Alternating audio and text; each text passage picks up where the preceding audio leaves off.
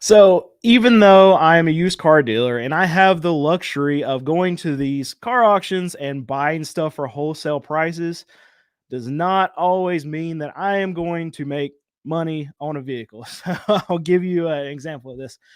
Back in the summertime, I bought me a truck. It's a 2017 F-150. I bought it for me to drive it myself, bought it at a wholesale level, even back of wholesale book, and it had 80,000 miles on it. And I paid around $15,000 for this truck. We had fees and everything on top of that, so it was right around like 15.5 when all was said and done. I bought it knowing that it had misfire in it. So I thought, worst case scenario, okay, even if this truck needs a whole new motor put in this thing, it's probably a $25,000 truck, and I'm buying it for $15,000. And even if I have to put about $5,000 into it, I'm still good. So I ended up purchasing this truck. Very happy about the purchase. Came back, and obviously the misfire is not just a simple fix. It wasn't a coil or a plug like sometimes it can be. It was the cylinder was bad. So we ended up going through this truck. And if you've watched any of my videos surrounding this truck, you kind of know the story where we put like $4,500 something in this truck rebuilding this motor. Went through it, did everything on it, had to even lift the whole cab off of the truck to get to the motor to be able to do a lot of this work. And I did it no problem. And because I'm still thinking it's a $25,000 truck, I've got about what 20,500 in this truck at this point. And then we go through a little bit more time after I've driven it for a little bit, and we started having a few other little problems. Electrical thing, we had another cam sensor go bad in it, so I put a little bit more money in this truck, and then now I'm to the point where I'm doing a lot of this YouTube stuff. I'm traveling. We're doing some stuff where we have to take equipment to do interviews, microphones, all this crap, this lighting that you see around me. Got to take all of this. So I wanted an SUV, and I'm done with this truck at this point. And so we list it, and at that point I've got about $22,000 in this truck. So we list it for $22,000. I'm just trying to get out of this truck at this point. And what's difficult at my car lot. So if you've been watching, you know that I sell cars that are $5,000 and under. So what that means is that we don't finance. One, I don't like debt, so I don't want to have my customer in a position where they have to get debt to be able to purchase one of our vehicles. So we don't finance here, and we're not hooked up with any banks, any financial institutions to be able to get our consumers lending. So that creates a big barrier for my car dealership when we're trying to actually sell something that's more expensive, because as we know, most consumers, they don't have $500 for them, much less $22,000 to spend on this truck, and I've got to sell it to somebody who has cash, or they have to go to the bank for themselves to get to get a loan on it. And that's not necessarily a big deal, but it just creates another barrier for a consumer to walk in my building and say, okay, I want to buy this truck. Well, if you want to buy it, you've got to do this thing. You got to give us cash, which you probably don't have, or you've got to go to the bank yourself and get your own lending. So it just adds another step. The more steps you add in to try to sell a vehicle, the less likely you are going to be able to sell that vehicle. So we post this thing at $22,000. I just want to break out of it. I don't want to have something that's this expensive on my lot. I don't want the liability. I don't want to send it out on a lot of test drives. It's just a lot of money to have sitting there. And what we're finding is, because this barrier of entry that has been created because we don't finance, we get a lot of messages on this truck, but nobody can buy it because they have to go through lending to be able to buy it. So we keep lowering our price because we just need to find that magical number. I think every week we lowered it by about $1,000 just to see if we could get somebody to bite on it. We lower it all the way to $18,000. Keep in mind, I've got $22,000 in this truck. I'm just trying to get rid of it. We keep lowering the price at $18,000. At $18,000, my sales manager comes to me and says, Brandon, we are getting absolutely blown up on this truck. So we think we have found the price on it, and we know we can sell it at this amount. We just got to find that right customer that has the money to be able to actually purchase it. Well, this past Saturday, what happened was we had a guy and his dad come in, look at the truck, drive it, say they love it, and They had $17,000 that they offered us, and they could buy it right this second. And because we were tired of looking at it, we were tired of having it on our lots, we sold it. We sold it for $17,000. So I took a $5,000 loss on this this truck. And all of this to say is that even though I can buy something, I can buy it for a good amount, back of wholesale book. I can even put money into it, make this truck right. Even though it's a $25,000 truck by the book, and we've got $22,000 on it. So on paper, we should be able to make money on this truck, and somebody should be able to go ahead and buy it. Doesn't always work out that way, and we end up getting to the point where, okay, we have to sell it for $18,000, $17,000 and take this massive loss on this F-150 just because the stars don't align. We don't have the consumers there. And I feel like that's what a lot of dealers are having to do. Now, I have the benefit of I was able to drive out some money on this truck, whatever value you want to put on that. I drove it since summer, so 6, 8 months, whatever. I was able to own this truck.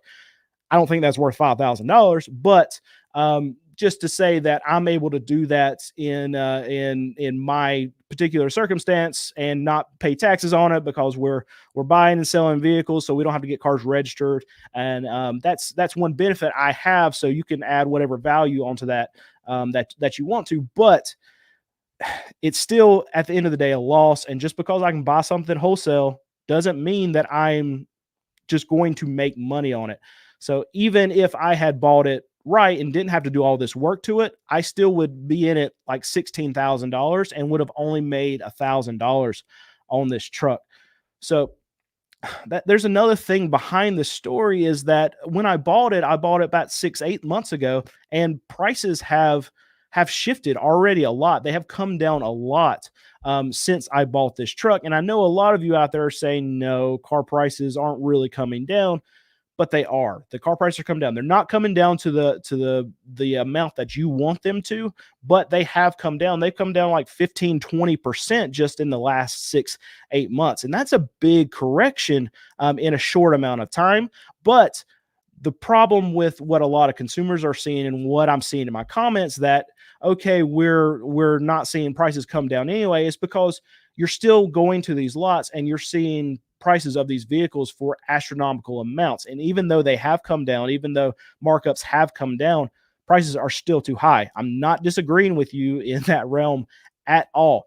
But I just want to show you that, look, just in this instance, we can see that prices have come down a lot because what should have been a $25,000 truck doesn't matter what it should be by the book. If no one's there to buy it for that amount, that's not what it's worth. A vehicle, and this is a true statement, and I'm sure you've heard a lot of this, a vehicle is only worth what someone will pay for it. So back 3 years ago, when we had all this crazy time, last 2 years, when all these market adjustments are there, the vehicle values were pumped up. And you can look at these $70,000, $80,000 trucks and say, no, those trucks aren't worth that. I'm not paying it for that. But if consumers would pay that $70,000, $80,000 for these brand new F-150s, then that's what they are worth, because at the end of the day, these vehicles, they are only worth what a consumer will pay for them. So now, as we're seeing these trucks sit on lots, as we're seeing used cars come in that dealers paid way too much for, my example, obviously I paid way too much for this truck if I had to take this massive loss on it, even though the book says it was worth way more than that. Then what we're seeing is that as these prices decrease, as consumers have less of an appetite, as banks won't loan on these vehicles and they can't move off lots, the vehicles are only worth what people will pay for them. And if they can't pay for it, or if they won't pay for these crazy $70,000, $80,000 trucks, these used vehicles that are still being sold for on average about $30,000, when we know as consumers they're not worth that, but if a consumer will pay that, it is worth that. But now we're seeing that the prices are coming down because consumers are voting with their wallets. They're voting with actually not buying these cars. We know that the prices have to come down because they're not worth that. So I wanted to bring up, I was talking a little bit about values, but we'll pull up this question from Kyle. It says, question, why do a lot of these dealers rely on MMR and won't budge on pricing until Manheim tells them what it seems. Watch and It says they watch and talk to a few dealers that seem to use it as gospel, and this is absolutely true. There's a lot of dealers out there that have been created over the last few years and don't really realize at this point that MMR, which is the value system that Manheim uses, is really all over the place. So just for an example, this truck that I was buying, we pulled up Carfax values, we pulled up MMR, we pulled up Kelly Blue Book. All the ranges were like around $25,000 to $30,000 on this truck. And what we found out is that if I would have immediately put out for $25,000, if it was a right truck, we wouldn't have sold it for that. So it's really just going back to what I said. The value is what somebody will pay for it. But you're really right, Kyle, when you say that a lot of these dealers use the MMR as gospel, and when they're going to buy these vehicles, they use that MMR price. And where it gets them in a lot of trouble is if the market is moving down, and what we're seeing right now is it's moving down in a big way, especially on the wholesale level. But if MMR is not on top of it, if it lags what the prices are actually doing on the auction level, on the retail levels, then these dealers that are using this MMR as gospel for their pricing models, they'll end up paying way too much for these cars, and then in turn they'll bring them back to their lot and charge too much for these cars. And when they try to charge too much for these cars, what ends up happening is that they can't sell them. And yeah, the Manheim Market Report is what MMR stands for. But when you get all these dealers that are doing the exact same thing and don't think about what the value of the car is and how consumers are purchasing and how the market is moving, then you have just a lot of dealers that are paying way too much for these cars, and they end up sitting on lots like what we're seeing right now. Floor plans still have to be paid. Their credit lines still have to be paid, and they can end up getting themselves into trouble. So what you'll find that in a lot of the dealers that I talk to that I know are good dealers, they don't they don't use these numbers. What they'll use is okay, what can the banks actually loan on these vehicles? Because whatever the banks will loan on these vehicles are what they can sell the cars for. Not me, because I sell stuff $5,000 and under and mainly cash, but my buddies who sell the $15,000 and over stuff, they're not really looking at the MMRs, the ones that are my view, good dealers that move with the market. They're looking at what their banks, their lending institutions will actually lend on these cars. Because when a customer can get a loan on it, that means that's what these dealers can sell for it, because what they can sell it for. Because as we know, consumers, when they're going around looking at vehicles, most of them, hopefully not you if you're watching this, because you're paying attention to the market, you're being a little bit more wise, you're doing your research, but most consumers are not like you if you're watching this. What they do is they shop the monthly payment. They don't shop the total price of the car. And so when they go in to get approved for this loan, if the bank will approve for whatever amount it is, that consumer doesn't care. They want to know, okay, what is my monthly payment?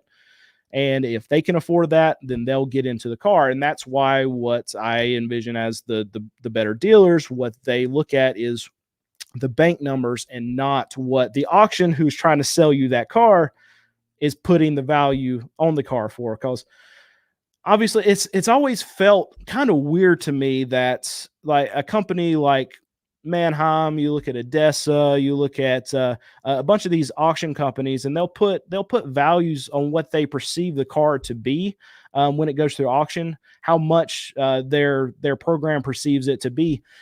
And they want the most money to come out of these cars for their sellers, because they want more sellers to bring more cars to the auction, and then more sellers, more vehicles brings more buyers. So the higher amounts is actually good for these auctions, because they can actually charge more for buyer fees too. There are a lot of them that go to where the more money you pay for a car at auction, the higher the fee is.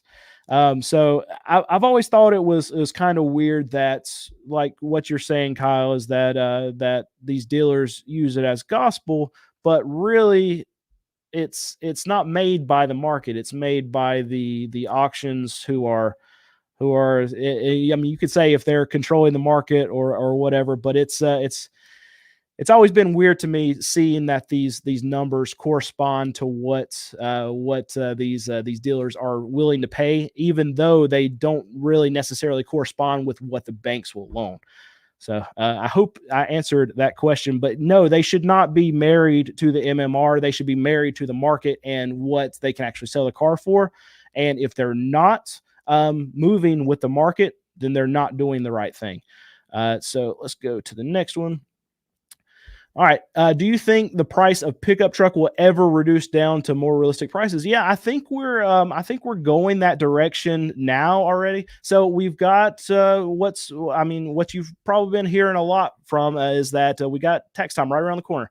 Not here yet. We had a bump last week, and we saw our first little bit of tax money. There was one guy that came in and said, okay, well, he filed early, so that's the reason he got his tax money in early. But other than that, we haven't seen any other tax money. So it's not here yet. But when you start to see that tax money come through the system, the retail prices are going to stay high, and dealers might even bump up their prices. I've heard of cases where dealers will, when they see tax money come in, they're actually go out there and raise their prices, which is ridiculous, but it happens. So dealers know it's the golden time for dealers, and they're going to get every penny out of these tax refunds as they can. So we got to wait past that time, let all the fluff come out of the system, and then when we get back to summer, we're going to continue our trend down. I've said that a lot, and I will continue to say it because that is my belief on what is happening right now.